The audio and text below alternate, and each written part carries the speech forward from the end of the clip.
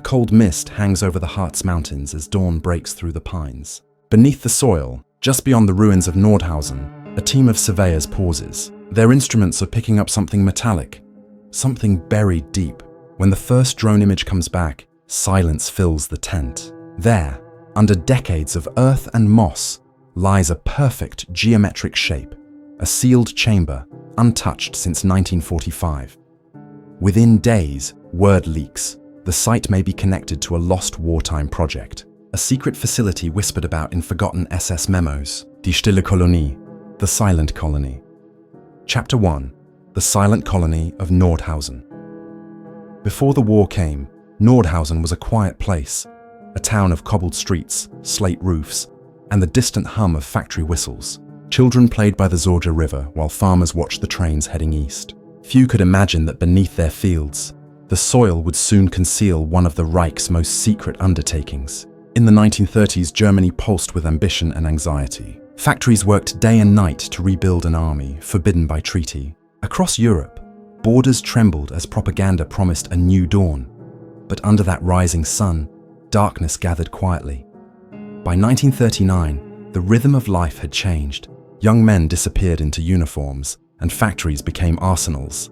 Nordhausen, once known for its distilleries and crafts, was transformed into an industrial cog of the regime's war machine.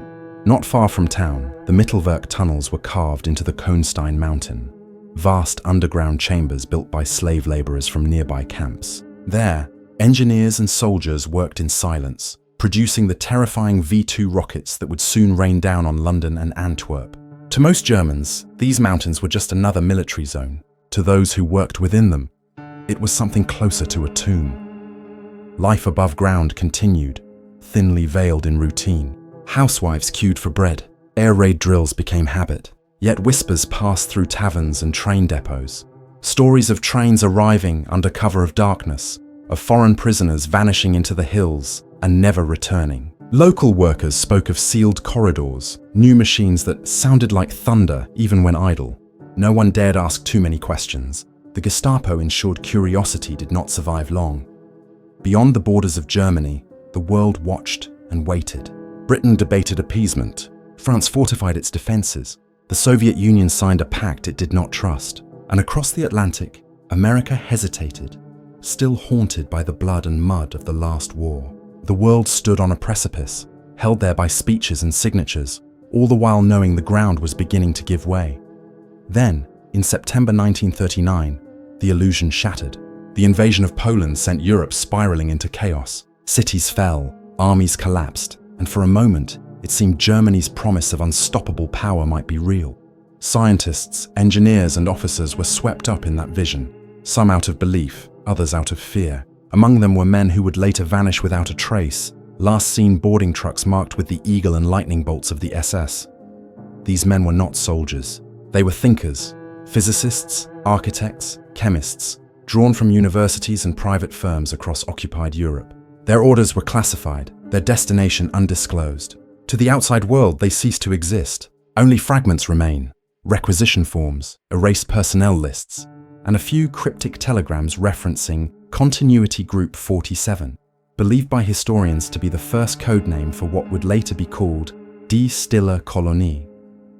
For ordinary Germans, the war became a blur of ration cards and air raid sirens. But for those stationed near Nordhausen, there was always something uneasy in the air. Residents spoke of a faint hum at night, like machinery buried deep below the forest floor. Some said they saw lights under the mist, flickering where no roads led. One villager, interviewed decades later, recalled a single order repeated by a passing officer: "No eyes on the mountain after dusk."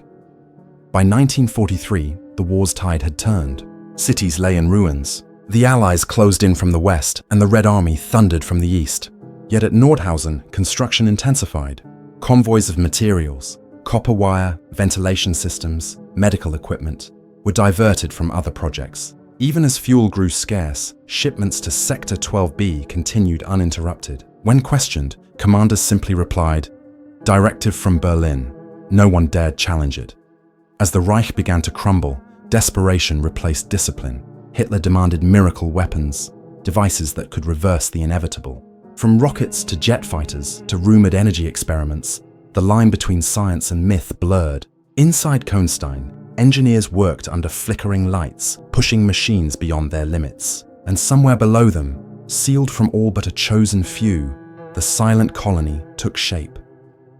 They built something vast, not a weapon, but a refuge. Blueprints recovered after the war describe pressure-sealed corridors, hydroponic chambers, and power systems unlike any other German installation of the time. It was not designed for months of use, but for years. Its purpose, survival, whether for scientists, ideologues, or an entire breakaway unit remains uncertain. But it was clear that the men of Nordhausen were preparing for a world that would outlive the war. As Allied bombers approached in April 1945, panic spread through the Harz region. The SS began destroying evidence, documents, prototypes, and most tragically, witnesses. Fires burned for days, sending black smoke through the valleys. When American troops arrived, they found chaos. Tunnels filled with corpses, laboratories stripped bare, machines still humming though no operators remained. And deeper within, sealed behind reinforced doors, the silent colony disappeared, buried by its creators or by history itself. For decades, it was just a rumor. Locals spoke of it in hushed tones. Historians dismissed it as legend. But beneath the calm hills of modern Nordhausen, something waited. The faint echo of generators, the ghost of a forgotten experiment, and the unanswered question of what, exactly, those men intended to survive. Chapter 2. Beneath the Veil of Secrecy. By 1940, the war had consumed Europe. Nations fell one after another, and Hitler's empire stretched from the beaches of France to the gates of Moscow. But behind the front lines, a second war was being fought, one of minds, materials, and ideas. In Berlin, the Ministry of Armaments demanded innovations that could reshape the future of warfare. The words sounded visionary, even noble. In practice, they became a call to erase every moral boundary in pursuit of supremacy. Within this atmosphere of fear and ambition, secrecy became a weapon of its own. Entire research divisions vanished from official records, their budgets hidden inside shell projects and civilian fronts. Engineers were promised protection from conscription in exchange for absolute silence. Scientists who hesitated were quietly transferred or disappeared. Those who cooperated were told they were securing Germany's destiny. Many believed it, others pretended to. By 1941, the SS had taken a growing interest in technology that might ensure the Reich's survival, no matter the outcome of the war. Himmler's obsession with self-sustaining colonies, insulated from collapse, disease, and outside interference, gave rise to the first conceptual blueprints of Die Stille Kolonie. What began as a theoretical model for subterranean industry evolved into something more, something that bordered on a vision of rebirth. Hidden beneath the rhetoric of continuity planning was an unspoken goal: the preservation of a chosen few who would rebuild civilization in the image of their ideology. Survivors of the Mittelbau Dora camp, decades later, described seeing men in unmarked uniforms visiting the tunnels at night. They didn't wear insignia, only dark coats and gloves. Prisoners recalled crates labeled with numbers instead of names, delivered under heavy guard, unloaded in silence. One inmate, an engineer from Prague, later testified, "They built deeper than anyone was allowed to see. It wasn't a factory, it was a city." At the time, few in Germany could imagine what was really happening beneath the Harz. The official story spoke of expanded rocket facilities, a logical explanation, given the region's role in V2 production, but Allied intelligence noted discrepancies. British reconnaissance photographs revealed heat signatures inconsistent with known assembly lines. American intercepts hinted at a second structure beneath Mittelwerk, purpose unknown. By the time anyone could investigate, the war's end was near, and Europe was already burning. In personal diaries recovered from Nordhausen officers, a recurring phrase appears: "Das Erbe sichern," secure the inheritance. It appeared in meeting notes, telegrams, even on requisition forms. Historians still debate its meaning. Some argue it referred to safeguarding scientific knowledge. Others believe it meant preserving the ideological heart of the Reich, a continuation of its hierarchy, even if the state itself collapsed. The silent colony in this sense was not a bunker at all. It was an ark. By late 1943, Allied bombing had made surface operations nearly impossible. Entire divisions moved underground, not just engineers but families, medical personnel, and archivists. They brought food, seeds, generators, and, most chillingly, prisoners tasked with final construction. Eyewitness accounts speak of workers ordered to wall themselves in, sealing doors from the inside. Few returned. Those who did were transferred to camps hundreds of kilometers away. Their identities changed. One survivor described the sound of drilling that never stopped, echoing through stone until the day the camp was liberated. Outside the Reich, intelligence agencies scrambled to understand what was happening. British Section 5 compiled reports titled Project Continuum and Heart's Infrastructure Expansion. Both remain partially classified. American analysts speculated that Germany was creating underground fuel depots, unaware that they were staring at the edge of something far stranger. When the war finally ended and Allied forces overran Nordhausen, they focused on the rocket program, the visible prize. The deeper tunnels remained uncharted. Those who might have known their layout were either dead or vanished. Hermann Göring, in one of his final interrogations, was asked about the rumored bunker systems in the Harz. He scoffed and replied, "You'll find nothing but ghosts and gravel." Yet among his confiscated notes was a hand-drawn map with one marked zone, circled in red, labeled simply, "Nicht öffnen," do not open. That circle lay precisely over the sector modern engineers would rediscover decades later. As the years passed, the Cold War buried many truths beneath new rivalries. Both the Americans and Soviets plundered what remained of the Reich's research, each claiming the moral high ground while racing to secure its scientists. Operation Paperclip brought dozens of them to the United States. The rest disappeared behind the Iron Curtain. But in the background, rumors of D. Stiller colony persisted. Soviet archives mention German refuge units unaccounted for in Allied records. American counterintelligence dismissed these as myths until a 1952 memo surfaced describing an unexplained seismic event beneath Nordhausen. The cause? Possible underground detonation. No official explanation ever followed. For those who survived the war in Nordhausen, silence became tradition. Families of workers and guards refused to speak.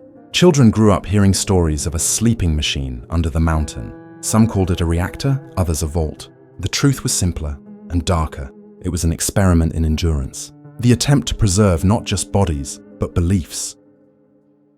In 1945, as the Reich collapsed, one final convoy left Nordhausen under heavy escort. Its cargo, sealed containers and personnel listed only by initials. The trucks vanished before reaching their supposed destination. The roads were chaos, clogged with refugees, burning vehicles, and scattered units fleeing the front. Allied troops later found fragments of those convoys along the back roads of Thuringia, the containers pried open and empty. Whatever they carried had already been moved. And then, the silence. The mountain swallowed its secret whole. The victors divided Germany, built new walls, and looked toward a nuclear future. No one thought to dig deeper beneath Nordhausen. Not until 75 years later, when ground-penetrating radar traced a hollow the size of a cathedral buried under the old test site. Inside that void, something metallic still waited, silent, preserved, untouched, since the day the world above collapsed in fire and surrender. Chapter 3. The Unearthing. The year was 2020. A team of German and British researchers arrived at the Harz, mountains with little fanfare. Just another survey crew, contracted to document remnants of the wartime rocket sites. But what they found would rewrite decades of military history. Their instruments registered an anomaly beneath the old Kohnstein Ridge, an artificial void, symmetrical, and far larger than any known tunnel system. It was a chance discovery. A few meters off from where the Mittelwerk plans ended, something else began. At first, no one believed it. The region had been scanned before, but as the drones mapped the ground and the radar images grew sharper, it became undeniable. A perfectly sealed chamber, its interior reflecting back like polished metal. Within weeks, the German government approved a limited excavation. They called it a controlled heritage recovery. In truth, it was an operation of secrecy and surveillance. The Bundeswehr took over the perimeter. Civilian researchers were allowed only under escort. What lay beneath, they warned, could be dangerous, structurally, chemically, and politically. When the first borehole reached the outer wall, the drill bit struck something smooth and hollow. The sound it made was unlike rock, a dull, resonant tone that seemed to hum back through the equipment. One of the engineers, captured on audio logs, simply whispered, "It's still alive." Hours later, they broke through. The air that escaped was cold, sterile, and impossibly dry. No dust, no mold. The interior atmosphere had been preserved like a tomb. Cameras were lowered inside. What they revealed was breathtaking and deeply unsettling. A corridor, perfectly intact, stretching into darkness. Walls of reinforced steel painted a faded grey blue. On one side, German script still legible. Sektor 12b, Zutritt nur für autorisierte Personen. Sector 12b, authorized personnel only. The footage was leaked within days. News outlets ran with it. Secret Nazi bunker discovered beneath Nordhausen. For a week, the world was fascinated. Then, without explanation, the story disappeared from headlines. Websites pulled the footage. Accounts posting the images were suspended. Official statements cited ongoing safety assessments. But those close to the excavation told a different story, that the chamber went far deeper than anyone had expected, and that the technology found inside didn't belong to 1945. A young technician from Dresden later described what he saw during those first hours underground. "It was like walking into a machine," he said. Everything was modular. Compartments, sealed rooms, panels with copper wiring still pristine. And in the center, a room lined with glass cylinders. Empty, but wired for monitoring. On the floor, half buried in dust, lay a binder marked Colony Project. Phase Dry, Phase 3. Inside were logs, partial, damaged, but legible enough to confirm the unthinkable. The silent colony had not been a myth, it was real. It had a command structure, a daily roster, even scheduled rotations for hydroponic systems. And at the top of every document was the same name, Oberst Wilhelm Krüger. Krüger's name had surfaced before, in Allied intelligence reports as an SS logistics officer attached to the rocket program. But after April 1945, he vanished completely. No death record, no post-war trial. Now, his handwriting appeared on maintenance forms dated 3 weeks after Germany's official surrender. If genuine, it meant the colony continued to operate even after the war had ended. In total isolation, the deeper the team descended, the stranger the details became. Generators still stood intact, coated in a thin layer of frost. Food containers marked 1945 lay stacked as if awaiting use. In one chamber, researchers found rows of bunks, untouched, blankets folded, cups on tables. It felt less like an abandoned base and more like a place expecting its occupants to return. Then came the power systems. Buried cables led to a reactor-like structure, compact and shielded. Radiation readings were low but consistent, suggesting a power source that had slowly decayed over decades. Engineers speculated it was an early prototype of a closed-loop turbine, something years ahead of its time. The discovery made headlines briefly before being reclassified by the Federal Office for Radiation Protection. No further data was released. The breakthrough moment came when archaeologists uncovered a sealed chamber at the lowest level. The door was reinforced with dual bolts and an SS crest carved directly into the metal. Opening it required nearly a week. When they finally breached it, the air was so pure that flashlights reflected off a thin mist of condensation. Inside stood a circular room, lined with metal cabinets, each labeled with sequential dates from 1945 to 1947. What they found inside those cabinets shook the team. Personal logs, photographs, drawings of unknown machinery, and dozens of small, unmarked canisters containing documents written in fading ink. They spoke of experiments on long-term habitation parameters, bio-oxygen cycling, and preservation of genetic line integrity, words that felt clinical, until one entry translated to, "Subjects have adapted to confined conditions.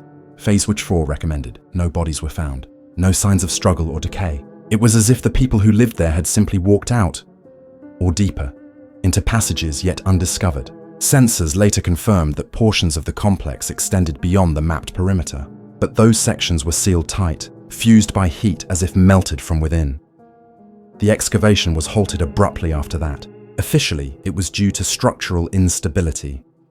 Unofficially, several crew members reported equipment failures, nausea, and disorientation while near the lowest chambers. One technician claimed to hear a faint vibration, rhythmic and mechanical, though no active machinery was detected. "Like breathing," he said. The mountain was breathing. Within months, the site was sealed again under government supervision. The German Defense Ministry classified all footage as restricted historical data. NATO was briefed, and satellite imagery of the region was scrubbed from public access. In the years since, no official excavation has resumed, yet fragments continue to surface. A leaked photo here, a document there, enough to keep the story alive. Enough to suggest that what was found beneath Nordhausen was not merely a relic of the past, but a glimpse into a future someone, long ago, had tried to build. A future sealed under rock, waiting for discovery, or perhaps waiting for return. Chapter 4. The Weight of Silence. After the discovery, the excitement faded into unease. For months, Nordhausen became a word whispered in circles of historians, scientists, and intelligence officers. Officially, the site was under environmental review. In truth, it had become a quiet obsession for those who'd seen what lay beneath. They couldn't forget the smell of sealed air, the stillness of the corridors, or the feeling that something, or someone, had just left the room moments before they entered. The colony wasn't just a structure, it was an echo of human intent and human fear. When the last of the research team was pulled from the site, their equipment remained buried under tarps, untouched. Weeks later, the entire area was fenced off, guarded by unmarked vehicles. Local authorities were told it was a contamination hazard. Residents were advised to stay clear. But in Nordhausen, people talked. Old men who'd worked the railways remembered deliveries at night. Flatbeds carrying crates, covered with tarps that hummed faintly when the wind passed. Others spoke of strange figures wandering the woods in the final days of the war, uniforms with no insignia, faces obscured by respirators. The stories, once dismissed, now felt heavier, more real. Archivists and journalists began tracing the paper trail. What they found was a pattern of disappearance. Records of SS logistics units were missing entire weeks of reports. Factory requisitions ended abruptly with the note, Weitergeleitet an Sonderkommando W, forwarded to Special Command W, and always the same location tag, Nordhausen. But the most chilling document surfaced not from Germany, but from a US intelligence archive, a report dated 1947 titled, Post-War Recovery of Continuity Personnel. It listed 11 names believed to be involved in the colony's creation, all marked status unresolved. It wasn't until 2022 that one of those names, Wilhelm Krüger, surfaced again, not as a man, but as a file. Declassified fragments from Soviet intelligence described a post-war encounter with a Group W, discovered in 1946 near the Czech border. The group refused surrender, claiming they were executing Directive 12. When Soviet units surrounded their camp, the group detonated their supplies and vanished into nearby mines. Among the remains was a note, preserved in a steel container. 4 words, written in Krüger's distinctive hand, "The colony must continue." By the time this file became public, the world had moved on. But for those who'd stood in that underground city, the note was a whisper from the past, a confirmation that the men who built the colony had intended it to endure, no matter what became of the Reich above. Forensic studies of the recovered materials revealed something startling. The alloy used in the colony's construction was not standard German steel. It contained trace elements of titanium and aluminum, suggesting an experimental composite, years ahead of its documented use. In one of the sealed rooms, researchers had also found a crude hydroponic rig, complete with irrigation pipes and light fixtures powered by the defunct turbine system. Samples of dried vegetation preserved in sealed containers were unlike any wartime crop. They were engineered for resilience, capable of surviving in low oxygen conditions. These were not wartime survival tools. They were the foundation for a self-contained civilization. Still, the question lingered. What happened to the people? No bodies, no personal effects, no signs of chaos. The logs ended abruptly in late May 1947, 2 full years after Germany's surrender. The last entry read simply, surface compromised, evacuation unnecessary, cycle reset. Investigators tried to interpret it. Some believed cycle reset referred to restarting systems, a sign of continued habitation. Others thought it meant closure, that the colony had been abandoned, its purpose fulfilled. Either way, the implication was chilling. They were still alive down there, or they had planned for others to follow. Over time, silence became the only response. The German government issued no new statements. NATO declined comment. When pressed, officials cited archival irregularities and inconclusive findings. But those who had touched the metal walls, who had felt the hum beneath their boots, carried the memory with them. One British engineer interviewed off record said, "It wasn't the machines that haunted me, it was the order, the precision. Everything was prepared, as if for a return." The locals in Nordhausen began to leave offerings by the perimeter fence. Candles, flowers, handwritten notes. Some said it was to honor the victims of the Mittelbau-Dora camp. Others whispered it was for those who had never been found. At night, lights from the nearby hills flickered, mistaken by many for security patrols. But those who knew the land claimed the lights came from places where no guards were stationed. In the years following, a few unauthorized explorers attempted to reach the sealed tunnels. None made it far. One group reported finding fresh tool marks on a maintenance hatch that hadn't been touched since 1945. Another claimed to hear a low mechanical pulse through the rock. A steady, rhythmic thrum, faint but constant. They recorded it. The sound lasted 47 seconds, then stopped.